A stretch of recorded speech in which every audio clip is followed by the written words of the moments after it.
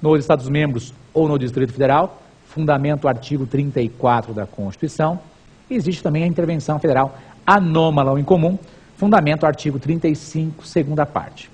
E já aproveitando, digo aos senhores, também existe a intervenção estadual. Pensa comigo, intervenção estadual é de quem em quem? Intervenção dos estados nos municípios.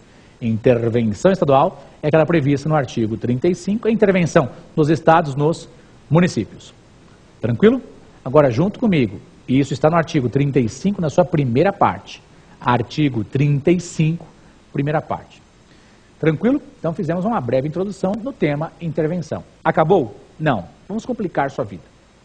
Meus amigos, o doutrinador, ele procura classificar a intervenção federal comum, presta atenção.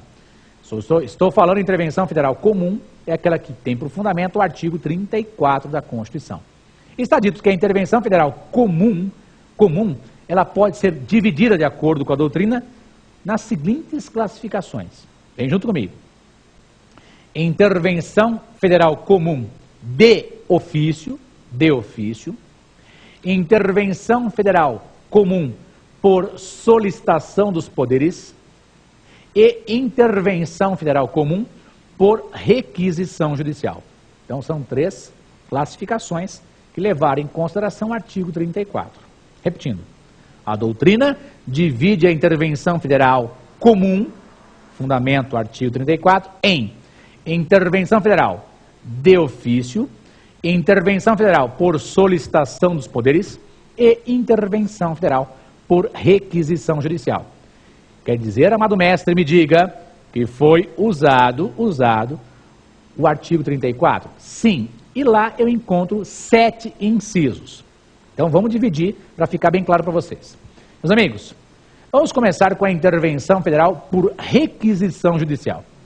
Quando se fala em intervenção federal por requisição judicial, os fundamentos são os incisos 6º e 7º.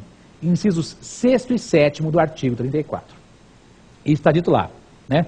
Vou ler o caput e vou para os incisos. A União não intervirá nos estados nem no DF, exceto para... Daí vem o inciso 6º. Prover a execução de lei federal, ordem ou decisão judicial. Nesse caso, é intervenção por requisição judicial. Inciso 7º. Assegurar a observância dos seguintes princípios constitucionais. Assegurar a observância dos seguintes princípios constitucionais. Meus caros, esse inciso é famoso. O inciso 7º é aquele que diz onde estão os princípios constitucionais sensíveis. Anote no caderno.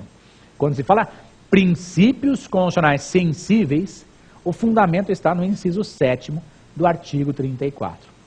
Então me diga, amado mestre, quais são os princípios constitucionais sensíveis ou expressos? Gafanhoto, anote aí. São os seguintes, vou ler para vocês. Forma republicana, sistema representativo, regime democrático. É um princípio constitucional sensível, expresso. Os direitos da pessoa humana, princípio constitucional sensível ou expresso. Autonomia municipal, princípio constitucional sensível ou expresso.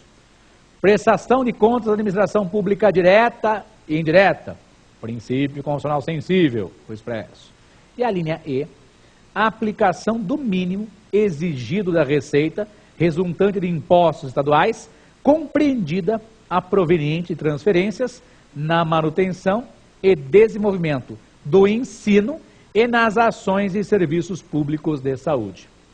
Meus caros amigos, então são, decoreba, 6 alíneas que, se forem violadas, autorizam a uma requisição judicial para a intervenção federal. Você que estudou comigo nos cursos regulares da Rede Luiz Flávio Gomes, percebeu que o inciso 7º é aquele que autoriza a ADIM interventiva. Se recordam? ADIM ou ADI é a ação direta de inconstitucionalidade, ok? Interventiva, que pede a intervenção. ADIM interventiva qual? Federal. Por quê? A União vai intervir em Estado-membro ou no DF. De modo simples. Intervenção federal por requisição judicial, ela ocorre quando existe violação dos incisos 6º e 7º do artigo 34. Cuidado em prova, porque o inciso 7º trata dos princípios constitucionais sensíveis ou expressos. Ok? Acabou? Não. Meus amigos, prestem atenção. Existe outro tipo de intervenção. Existe a intervenção federal por solicitação dos poderes. Presta atenção. Intervenção federal por solicitação dos poderes.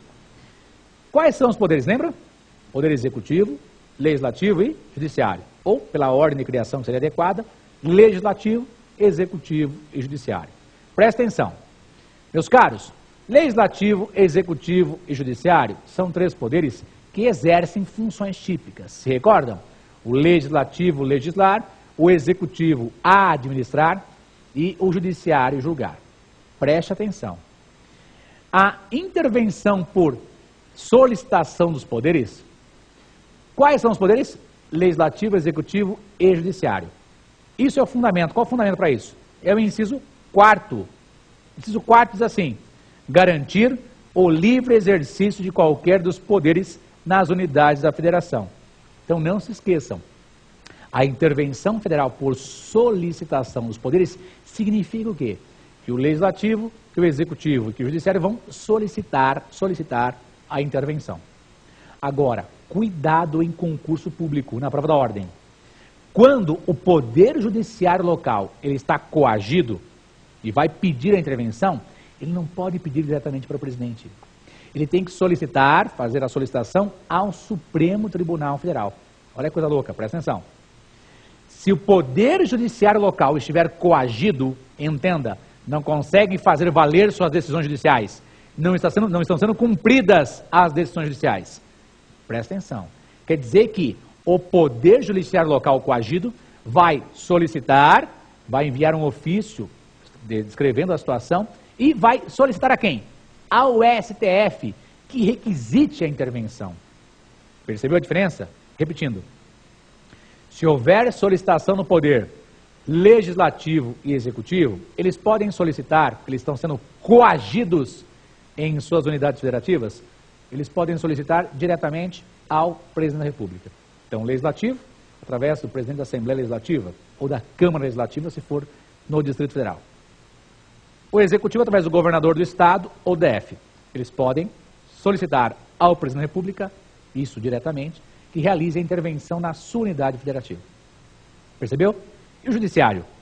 Meu caro, o poder judiciário, ele vai solicitar ao STF, vai fazer um julgamento, e se for o caso, vai requisitar a intervenção federal.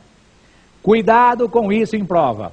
Quer dizer que o judiciário local coagido solicita ao STF que requisita a intervenção. Requisita a intervenção. Ok? O presidente é obrigado a realizar a intervenção requisitada pelo judiciário? Sim. Se ele não fizer, ele comete crime de responsabilidade, passível de processo de impeachment. Ok? Mas junto comigo, não acabou. Resta falar da intervenção federal. Intervenção federal é de ofício. Meus caros, quando se fala em intervenção federal de ofício, significa o quê? Que o presidente da República tomou a iniciativa de realizar a intervenção. Ele visualizou e tomou a iniciativa. E minha pergunta, mas quais são as situações que são de ofício realizadas pelo presidente para caracterizar a intervenção? Ou de outro modo, quais situações autorizam o presidente a decretar a intervenção? Junto comigo. São os incisos 1º, 2º, 3º e 5º do artigo 34.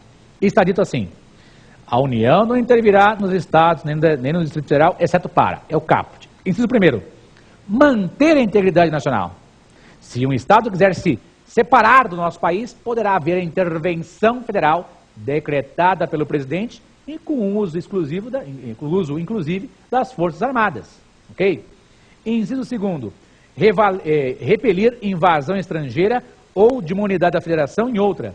Se em outro país nos invadir, poderá ser decretada a intervenção federal naquele estado objeto da invasão.